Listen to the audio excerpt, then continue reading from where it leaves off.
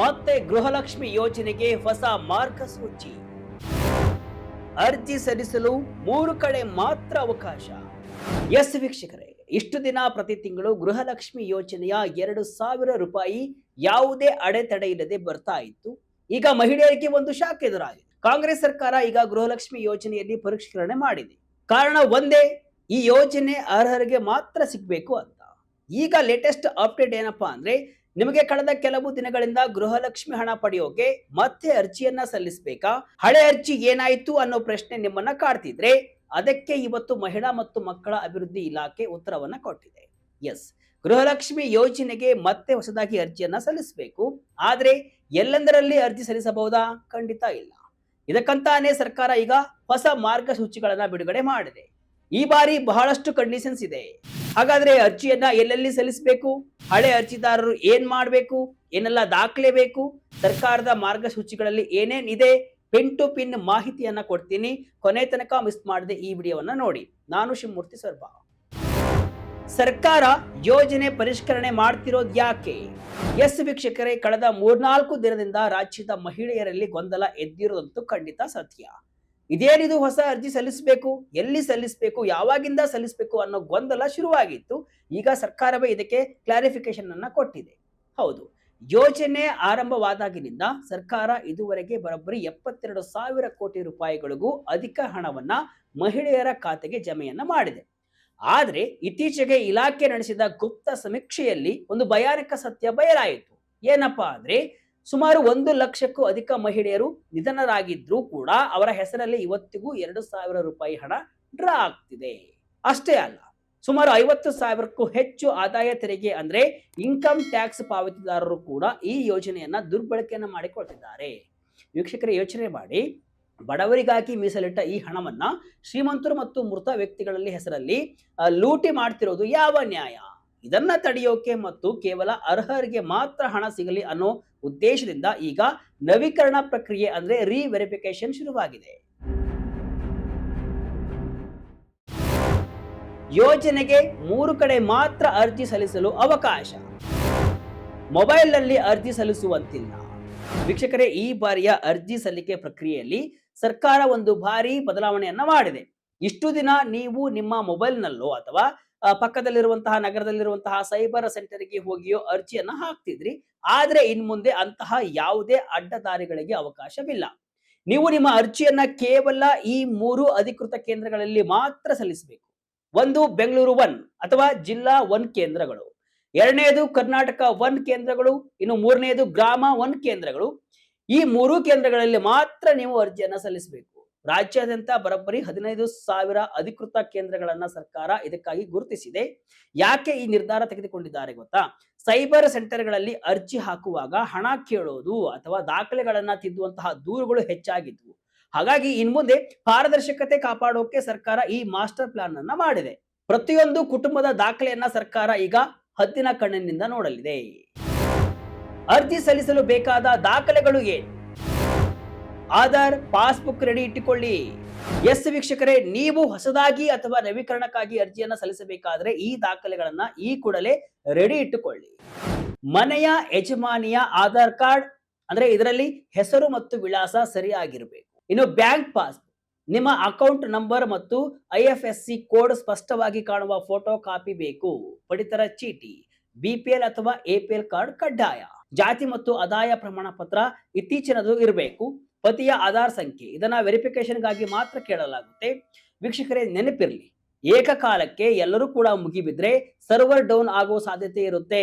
ಅದಕ್ಕಾಗಿಯೇ ಇಲಾಖೆ ಹಂತ ಹಂತವಾಗಿ ಅರ್ಜಿಯನ್ನ ತೆಗೆದುಕೊಳ್ಳೋದಕ್ಕೆ ಪ್ಲಾನ್ ಮಾಡಿದೆ.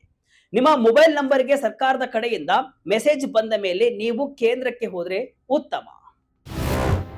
ಯೋಜನೆಯಲ್ಲಿ ಬದಲಾದ ಪ್ರಮುಖ ಅಂಶಗಳು. ಮನೆ ಯಜಮಾನಿ ತೀರಿ ಹೋದ್ರೆ ಮುಂದಿನ ಹಾದಿ ಏನು? ವೀಕ್ಷಕರೇ, ಈ ಹೊಸ ಮಾರ್ಗಸೂಚಿಯಲ್ಲಿರುವಂತಹ ಅತ್ಯಂತ ಖುಷಿಯಾದ ಸುದ್ದಿ ಅಂದ್ರೆ ಅದು ವಾರಸುದಾರರ ಬದಲಾವಣೆ.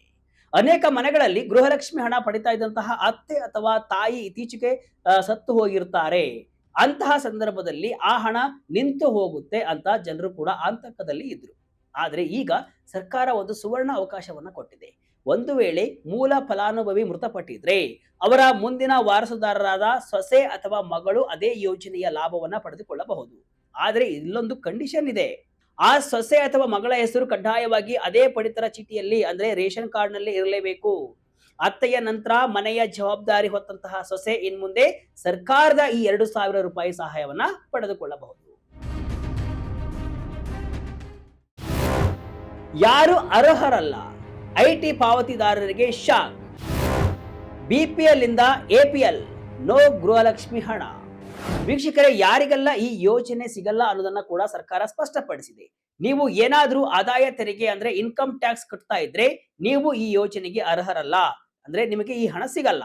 ನಿಮ್ಮ ಪತಿ ಇನ್ಕಮ್ ಟ್ಯಾಕ್ಸ್ ಕಟ್ತಾ ಇದ್ರು ಸಹ ನಿಮಗೆ ಹಣ ಬರಲ್ಲ. ಇತ್ತೀಚೆಗೆ ಅನೇಕರು ರೇಷನ್ ಕಾರ್ಡ್ ಬಿಪಿಎಲ್ ಇಂದ ಎಪಿಎಲ್ ಗೆ ವರ್ಗಾವಣೆ ಆಗಿದೆ. ಅದಕ್ಕೆ ಕಾರಣ ನೀವು ಟ್ಯಾಕ್ಸ್ ಪೇಯರ್ ಆಗಿರೋದು. ಅಂತಹವರು ಹೊಸದಾಗಿ ಅರ್ಜಿಯನ್ನ ಸಲ್ಲಿಸಿದ್ರು ಕೂಡ ಸರ್ಕಾರ ಅದನ್ನ ರಿಜೆಕ್ಟ್ ಮಾಡುತ್ತೆ. ಅಂದ್ರೆ ಶ್ರೀಮಂತರು ಬಡವರ ಹಕ್ಕನ್ನ ಕಿತ್ತುಕೊಳ್ಳಬಾರದು ಅನ್ನೋದು ಸರ್ಕಾರದ ವಾದ ಮತ್ತು ಸರ್ಕಾರ ಅದನ್ನ ಸಾಬೀತುಪಡಿಸ್ತಾ ಇದೆ. ಮೇ ತಿಂಗಳ ಹಣ ಜಮೆ ಆಗೋದು ಯಾವಾಗ? ವೀಕ್ಷಕರೇ, ಈಗ ನಿಮ್ಮ ಮನಸ್ಸಿನಲ್ಲಿರುವಂತಹ ಕೊನೆಯ ಪ್ರಶ್ನೆ ಅಂದ್ರೆ ನಮ್ಮ ಮೇ ತಿಂಗಳ ಕಂತು ಯಾವಾಗ ಬರುತ್ತೆ ಅಂತ. ನೋಡಿ, ಮಾರ್ಚ್ ತಿಂಗಳ ಹಣ ಈಗಾಗಲೇ ಬಹುತೇಕರ ಖಾತೆಗೆ ಜಮೆ ಆಗಿದೆ. ಮೇ ತಿಂಗಳ ಹಣದ ಬಗ್ಗೆ ಇಲಾಖೆ ಈಗಾಗಲೇ ಆರ್ಥಿಕ ಇಲಾಖೆಗೆ ಪ್ರಸ್ತಾವನೆಯನ್ನು ಕೂಡ ಕಳಿಸಿದೆ. ಆರ್ಥಿಕ ಇಲಾಖೆಯಿಂದ ಗ್ರೀನ್ ಸಿಗ್ನಲ್ ಸಿಕ್ಕ ತಕ್ಷಣ ನಿಮ್ಮ ಅಕೌಂಟ್ಗೆ ಹಣ ಬರಲಿದೆ. ಈ ಮೇ ತಿಂಗಳ ಕಂತು ಜಮೆಯಾದ ನಂತರವಷ್ಟೇ ಈ ಹೊಸ ಅರ್ಜಿ ಸಲ್ಲಿಕೆ ಪ್ರಕ್ರಿಯೆ ಅಧಿಕೃತವಾಗಿ ಶುರುವಾಗಲಿದೆ. ಅಂದ್ರೆ ಈಗ ನೀವು ಗಾಬರಿ ಪಡುವಂತಹ ಅಗತ್ಯವಿಲ್ಲ. ಸರ್ಕಾರವೇ ನಿಮಗೆ ಯಾವಾಗ ಹೊಸ ಅರ್ಜಿ ಸಲ್ಲಿಸಬೇಕು ಅಂತ ದಿನಾಂಕವನ್ನ ನಿಗದಿ ಮಾಡುತ್ತೆ. ಆಗ ನೀವು ಈ ಮೊದಲು ಹೇಳಿದಂತಹ ಎಲ್ಲಾ ದಾಖಲೆಗಳನ್ನ ರೆಡಿ ಇಟ್ಟುಕೊಳ್ಳಿ. ಅಕ್ರಮಗಳಿಗೆ ಬೀಳುತ್ತಾ ಬ್ರೇಕ್. ವೀಕ್ಷಕರೇ, ಇವತ್ತು ಗ್ಯಾರಂಟಿ ಸಮಿತಿಗಳು ಪ್ರತಿ ಹಳ್ಳಿಯಲ್ಲೂ ಕೂಡ ರಚನೆಯಾಗಿವೆ. ಇನ್ಮುಂದೆ ಈ ಸಮಿತಿಗಳು ಪ್ರತಿ ಮನೆಯನ್ನ ಚೆಕ್ ಮಾಡುತ್ತೆ. ನೀವು ನಿಜವಾಗಿಯೂ ಆ ಮನೆಯಲ್ಲಿ ವಾಸವಿದ್ದೀರಾ? ನಿಮ್ಮ ಹೆಸರಲ್ಲಿ ಎಷ್ಟು ಬಿಲ್ ಬರ್ತಿದೆ? ನಿಮ್ಮ ಅಕೌಂಟ್ಗೆ ಬರ್ತಿರುವಂತಹ ಹಣ ಯಾರ ಕೈ ಸೇರ್ತಿದೆ ಅನ್ನೋದನ್ನ ಕೂಡ ಇನ್ಮುಂದೆ ಅಧಿಕಾರಿಗಳು ಲೈವ್ ಆಗಿ ಟ್ರ್ಯಾಕ್ ಮಾಡ್ತಾರೆ. ಈ 100 ಕೋಟಿ ರೂಪಾಯಿ ಲೂಟಿಯಾದ ಸುದ್ದಿ ಕೇಳಿ ಇಡೀ ರಾಜ್ಯ ಬೆಚ್ಚಿ ಬಿದ್ದಿದೆ.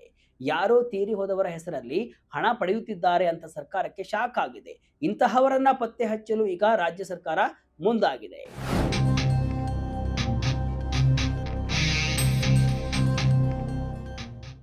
ವೀಕ್ಷಕರೇ, ಒಟ್ಟಿನಲ್ಲಿ ಗೃಹಲಕ್ಷ್ಮಿ ಯೋಜನೆಯಲ್ಲಿ ಪಾರದರ್ಶಕತೆ ತರಲು ಮತ್ತು ಕೇವಲ ಅರ್ಹ ಬಡ ಮಹಿಳೆಯರಿಗೆ ಮಾತ್ರ ಸರ್ಕಾರದ ಸೌಲಭ್ಯ ತಲುಪಲಿ ಎಂಬ ಉದ್ದೇಶದಿಂದ ಈ ಹೊಸ ಮಾರ್ಗಸೂಚಿಗಳನ್ನ ಹೊರಡಿಸಲಾಗಿದೆ. ಮೃತಪಟ್ಟವರ ಹೆಸರಲ್ಲಿ ಹಾಗೂ ಆದಾಯ ತೆರಿಗೆ ಪಾವತಿದಾರರಿಂದ ಯೋಜನೆಯ ದುರ್ಬಳಕೆಯಾಗ್ತಾ ಇರುವುದನ್ನ ತಡೆಯಲು ಸರ್ಕಾರ ಈ ಕಠಿಣ ಕ್ರಮವನ್ನ ಕೈಗೊಂಡಿದೆ. ಇನ್ಮುಂದೆ ನೀವು ಅಧಿಕೃತ ಸೇವಾ ಕೇಂದ್ರಗಳಲ್ಲಿ ಅರ್ಜಿಯನ್ನ ಸಲ್ಲಿಸುವ ಮೂಲಕ ಸುರಕ್ಷಿತವಾಗಿ ಯೋಜನೆಯ ಲಾಭ ಪಡೆಯಬಹುದು. ವಿಶೇಷವಾಗಿ ಮೂಲ ಫಲಾನುಭವಿ ಮೃತಪಟ್ಟಿದ್ದಲ್ಲಿ ಮನೆಯ ಸೊಸೆ ಅಥವಾ ಮಗಳಿಗೆ ಹಣ ಪಡೆಯಲು ನೀಡಿರುವ ಅವಕಾಶವೂ ಕೂಡ ನಿಜಕ್ಕೂ ಸ್ವಾಗತಾರ್ಹ ಬದಲಾವಣೆಯಾಗಿದೆ. ಸದ್ಯಕ್ಕೆ ಮೇ ತಿಂಗಳ ಕಂತಿನ ಹಣಕ್ಕಾಗಿ ಮಹಿಳೆಯರು ಕಾಯ್ತಾ ಇದ್ದು ಅದು ಜಮೆಯಾದ ನಂತರವಷ್ಟೇ ಹೊಸ ಅರ್ಜಿ ಪ್ರಕ್ರಿಯೆ ಆರಂಭವಾಗಲಿದೆ. ಅಲ್ಲಿಯವರೆಗೆ ನಿಮ್ಮ ಎಲ್ಲಾ ದಾಖಲೆಗಳನ್ನ ಸಿದ್ಧಪಡಿಸಿಟ್ಟುಕೊಳ್ಳಿ ಮತ್ತು ಸರ್ಕಾರದ ಅಧಿಕೃತ ದಿನಾಂಕದ ಘೋಷಣೆಗೆ ಕಾಯಿರಿ. ಇದಿಷ್ಟು ಇವತ್ತಿನ ವಿಶೇಷ. ಇದೇ ರೀತಿಯ ಹಲವು ವಿಶ್ಲೇಷಣೆ ಮಾಹಿತಿ ಅಷ್ಟೇ ಅಲ್ಲ, ಮನರಂಜನೆಯ ವಿಡಿಯೋಗಳಿಗಾಗಿ ವಿಜಯ ಕರ್ನಾಟಕ ವೆಬ್ಸೈಟ್, ಫೇಸ್ಬುಕ್ ಹಾಗೂ ಯೂಟ್ಯೂಬ್ ಪೇಜ್ ಅನ್ನ ಫಾಲೋ ಮಾಡಿ. ಧನ್ಯವಾದಗಳು.